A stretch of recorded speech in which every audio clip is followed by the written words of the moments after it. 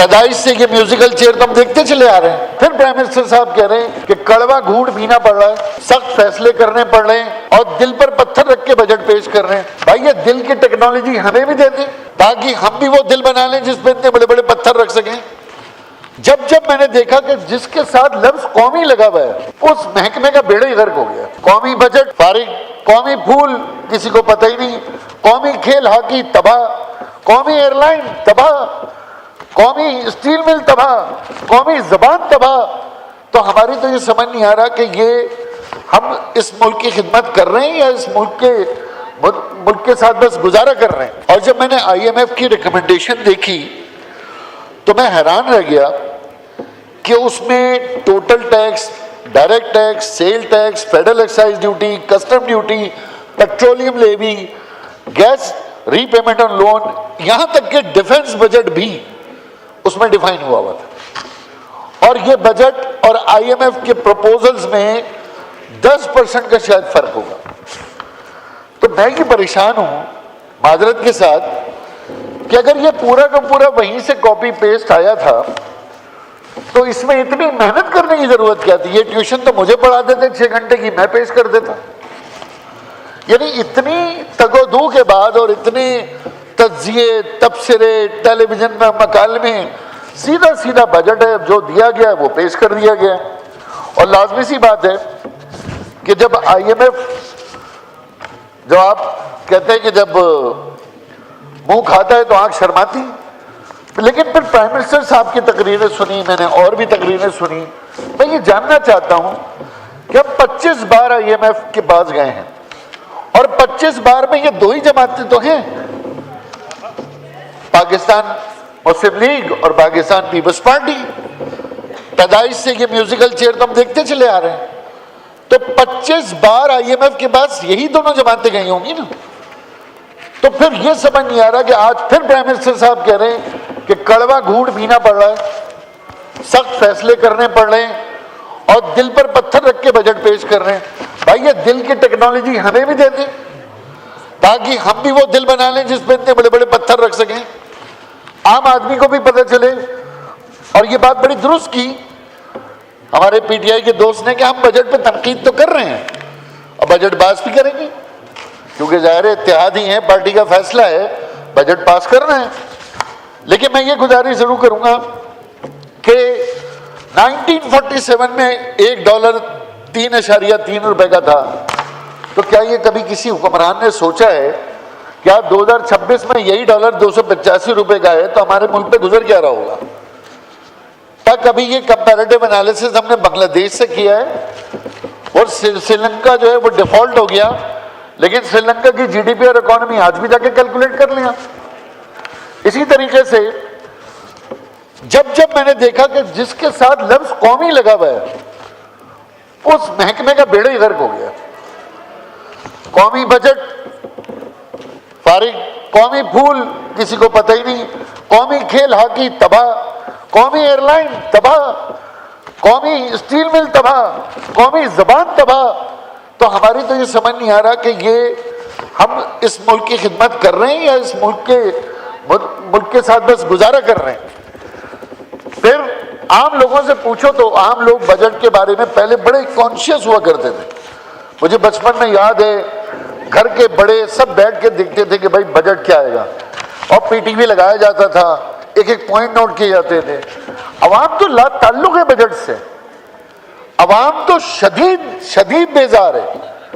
عوام تو ہمارے پروٹوکول, ہماری گاڑیاں, ہمارے کپڑے, ہمارے لگژری دیکھ کر عوام میں تو نفرت ہے.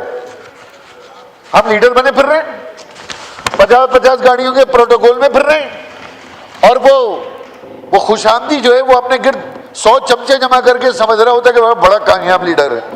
وہ ایکچوئل پبلک میں جاؤ نا کسی دن کوئی موٹر سائیکل پہ ہیلمٹ لگا کر تو لگ پتہ جائے گا کتنی عزت افزائی ہو رہی ہے. اگر 4 چیزیں جو ادھر ادھر ہوتے نا چمچے, انہیں چھوڑ کر کسی بس میں بیٹھ کے ٹاور سے ادھر نکلے نا کراچی, برابر میں سیٹ کوئی نہیں دیکھا بیٹھنے کے لیے. عوام کا تو یہ برا حال ہے. اور پھر ایک اور اسپیکر صاحب بڑی اہم بات, یہ ملک سے باہر جاتے ہیں, سب جاتے ہیں, آپ بھی جاتے ہیں, میں بھی جاتا ہوں, سب جاتے ہیں. آپ کبھی یہ اکیلے, ہمارے تمام لیڈرز, میں بھی اپنی بھی بات کر رہا ہوں, آپ امریکہ، یورپ، لندن یا عرب ممالک جائیں نا، بغیر چمچے، بغیر پروٹوکول کے، خدا کی قسم آپ سے کوئی ہاتھ ملانے نہیں آتا، آپ سے کوئی تصویر کھنچانے بھی نہیں آتا۔ لیکن اگر انہی ممالک میں کوئی کھلاڑی چلا جائے، کوئی سنگر چلا جائے، کوئی سیلیبریٹی چلا جائے، تو آپ دیکھیں اس کا کیسا پرتباہ استقبال ہوتا ہے، کیونکہ وہاں کی مہذب معاشرہ یہ جانتا ہے کہ آپ حکمران بن کے کوئی احسان نہیں کر رہے، آپ وزیر بن کے کوئی احسان نہیں کر رہے، آپ اپنے ملک کے خادم ہیں، آپ کو خدمت کے لیے رکھا ہے۔ میں آئی ایم ایف کی ریکمنڈیشن پہ ایک بات اور کرنا چاہوں گا کہ یہ میرے پاس ایک بڑی عجیب سی چیز اور اسپیکر صاحب آئی ہے، اور وہ یہ کہ اس آئی ایم ایف نے ایک high level summary technical assistant report دی ہے، اور اسپیکر صاحب اس کی جو مین کور فائنڈنگ ہے governance and corruption diagnostic report, یعنی آئی ایم ایف آپ کو پیسے دینے کے بعد نومبر 2025 میں یہ کہہ رہی ہے کہ آپ کے پورے ملک میں گورننس اور کرپشن ڈائگنوسٹک رپورٹ میں یہ ذکر ہے۔ یہ رپورٹ پتہ نہیں کسی نے پڑھی بھی ہے کہ نہیں، قرضہ تو لے لیا لیکن اس کے بعد دوسری باتیں بھی ان کی کوئی سنی۔ وہ کہہ رہے ہیں کہ بھی کرپشن ختم کرو اپنے اندر سے، ہمارے یہاں کرپشن کے کنگز کو صدارتی ایوارڈ ملتے ہیں، ہمارے یہاں تو اربوں خربوں روپے کے کرپشن کرنے والے کو بے گناہ قرار دے دیا جاتا ہے کیونکہ جرم ثابت نہیں ہوتا، ہمارے یہاں تو امبار لگا ہوا ہے، 400 روپے، 600 روپے، 1000 روپے بجلی کا بل یا جرمانہ نہ پے کرنے والا اندر ہوتا ہے، اس ملک کے ہزاروں ارب روپے کھا جانے والے کے اوپر کوئی الزام ثابت نہیں ہوتا۔ تو ایک اور گزارش میری یہ ہے کہ ابھی میں نے یہ دیکھا کہ بڑی یہ تقریریں ہوئی ہیں اور صوبوں کے اوپر بھی بڑی تقریریں ہوئی ہیں، کبھی یہ ڈسٹریبیوشن آف ریسورسز ہے، یہاں بار بار یہ بات ہو رہی ہے، بار بار بات ہو رہی ہے، بھئی این ایف سی پڑھو نا، یہ نیشنل فائنینس کمیشن پڑھو تو صحیح، اس میں پڑھو تو صحیح کہ یہ کس طرح سے ہاریزونٹل اور ورٹیکل ڈسٹریبیوشن ہے۔ یہاں پر کھڑے ہو کے چاروں صوبوں کے نمائندے دیکھا میں نے، وہ کے پی کے جو ہے نا اوزار، بلوچستان پریشان، سوائے پنجاب کے، سندھ کا تو میں یہاں دیکھ رہا ہوں، ہمارا تو رونا اپنی جگہ ہے، ماشاءاللہ ہمارے سندھ کے حکمران بھی یہاں آ کے رو رہے ہیں، اور ایسے ایسے آنسوؤں سے رو رہے ہیں، اتنے بڑے بڑے آنسوؤں سے رو رہے ہیں کہ میں پریشان ہوں۔ کہہ رہے ہیں جی بچوں کا اسکول میں پانی نہیں ہے، اسپتال میں ٹیکہ نہیں ہے، نرس بھاگ گئی ہے، ڈاکٹر نہیں ہے، میرا وہ سیلاب آ گیا۔ یار تو پھر یہ 18ویں ترمیم کے سب لوگ خلاف بات کر رہے ہو نا، تو یہ طے ہو گیا نا 18ویں ترمیم نے کچھ نہیں دیا صوبوں کو، تو پھر رول بیک کرو یار 18ویں ترمیم۔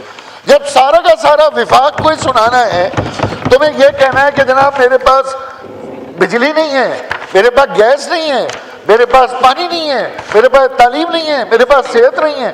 اچھا گیس کی رائلٹی چاروں صوبوں نے لینی ہے، سندھ کی رائلٹی سب سے زیادہ ہے، نیشنل فائنینس کمیشن میں گیس کی رائلٹی بھی لینی ہے، گیس ڈیولپمنٹ سرچارج بھی لینے ہیں، کے الیکٹرک کے اندر سے 90 ارب روپے کے الیکٹرک سے بھی لینے ہیں، اور رونا گانا پورا ہے۔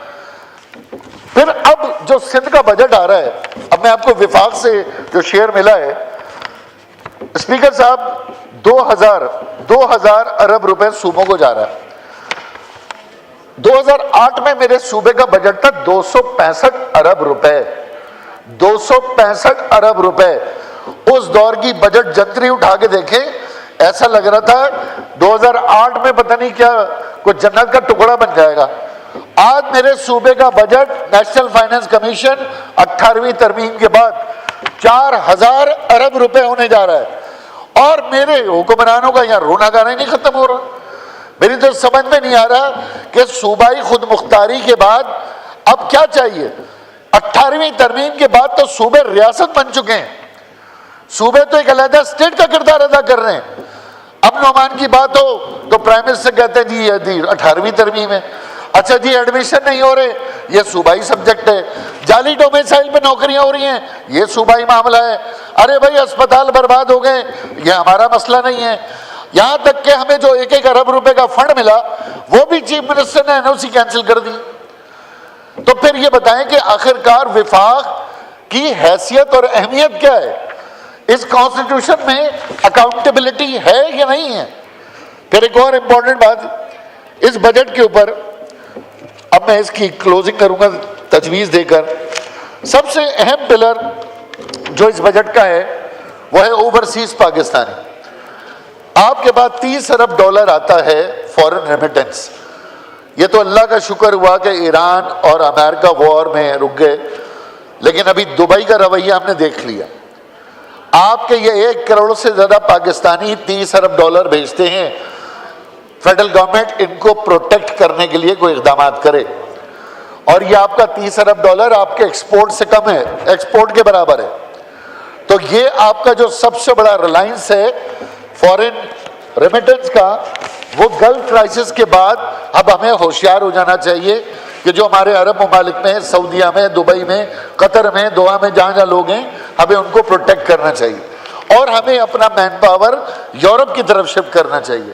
وہاں کے جو بیریئرز ہیں وہ ذرا مشکل ہیں، لیکن وہ ہمیں اب ریلائنس دوسرے ممالک پہ کرنا ہے. پھر ایک اور agriculture zone. Pakistan is one of the best agriculture zone in the world. اب یہ بچپن سے سنتے آ رہے ہیں جناب، اور ابھی میں نے یہاں بھی سن لیا.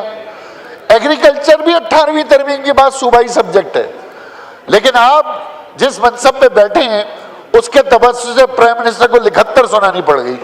بھائی 5 دریا ادھر ہیں، 4 موسم ادھر ہیں، اور ٹماٹو باہر سے آئے گا، چاول باہر سے آئے گا، آٹا بھی باہر سے آئے گا، اور پھر سارے کے سارے ایگریکلچرز جو اس ایوان میں بیٹھے وہ غریب ہیں، نقصان میں جا رہے ہیں. جس کی 4 شوگر ملی تھی وہ 16 شوگر ملوں کا مالک ہے، اور 16 کی 16 نقصان میں جا رہی ہیں. رائس ملیں تھی وہ بڑھ گئی ہیں، سب نقصان میں جا رہی ہیں. پھر کہتے ہیں جی ہاری ہمارا 50% کا پارٹنر ہے. اگر ہاری آپ کا 50% کا پارٹنر ہے تو یہ ہاری کا ڈی ایچ اے میں آپ کے گھر کے برابر گھر کیوں نہیں ہے؟ یہ ہاری $1 لاکھ دے کے افریقہ شکار پہ کیوں نہیں جاتا؟ یہ ہاری کے بچے کانوینٹ اسکول میں کیوں نہیں پڑھتے؟ یہ آپ کا 50% کا پارٹنر ہے. اس کا مطلب یہ ہے ایک تو سونے پہ سہاگا کہ ایگریکلچرسٹ موجود ہیں، اوپر سے پولیٹیشین بھی ہیں.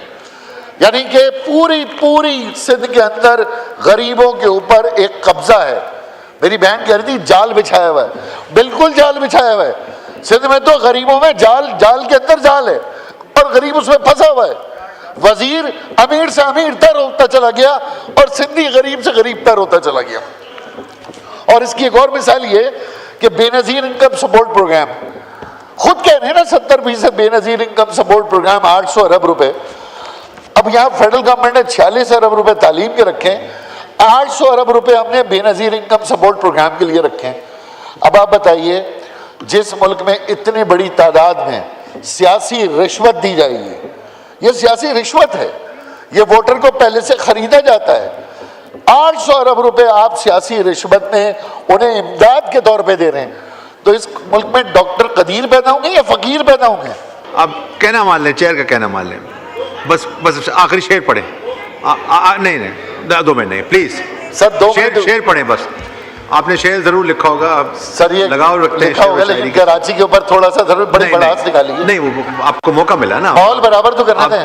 آپ صرف یہ سر ڈیبٹ دیکھیں، آپ کو ڈبل ٹائم ملا ہے جو الاٹڈ ٹائم ہے، اس سے بھی زیادہ، کتنا ڈبل سے بھی زیادہ. کتنے منٹ ہوئے جی 10 منٹ تو دے دیں نا. 10 منٹ کا ٹائم ہوتا ہے، آپ کا 23واں منٹ چل رہا ہے. اب اس طرح نہ کریں. اچھا چلیں پھر 1 منٹ دے، میں کلوز کر دیتا ہوں. شعر پڑھیں پلیز، پھر میں بند کر دوں گا مائک. پھر دیکھیں پلیز شعر پڑھیں. اچھا شعر پڑھ لوں؟ اچھا سر شعر پڑھ لیتا ہوں. سنا ہے جنگلوں کا بھی کوئی دستور ہوتا ہے، یہ ابھی میں نے سنا ہے شعر. سنا ہے جنگلوں کا بھی کوئی دستور ہوتا ہے، سنا ہے شیر کا پیٹ بھر جائے تو اگلے ہفتے کا بھی کھانا رکھ لیتا ہے. یہ نہیں سنا آپ نے؟ میں نظم پڑھی ہے نا بڑی، سنا ہے جنگلوں کا دستور. شعر ختم کریں. بس کر رہا ہوں. وہ جب بھوکا نہیں ہوتا تو حملہ نہیں کرتا. آپ شعر پڑھیں نا، تشریح نہ کریں. وہی ہے سر، وہی شعر. نہیں آپ شعر پڑھیں پلیز. سر یہ شعر ہے تو اس کی تشریح تو نہ کریں نا پلیز. وہ بلکہ اچھا سر، سنا ہے جنگلوں کا بھی کوئی دستور ہوتا ہے، ندی کے پانی پر قبضہ ہوتا ہے اور ٹینکروں میں بانٹا جاتا ہے. سنا ہے جنگلوں کا بھی کوئی دستور ہوتا ہے، اور پھر ٹینکروں کے نیچے روندا جاتا ہے اور کان پہ جوں تک نہیں رینگتی. اور سنا ہے جنگلوں کا بھی کوئی دستور ہوتا ہے کیونکہ وہاں جمہوریت خوفناک انتقام ہے، اس لیے سنا ہے جنگلوں کا بھی کوئی دستور ہوتا ہے. تو یہ دستور بنانے والے، ان کے اوپر میرا یہ شعر تھا. شکریہ.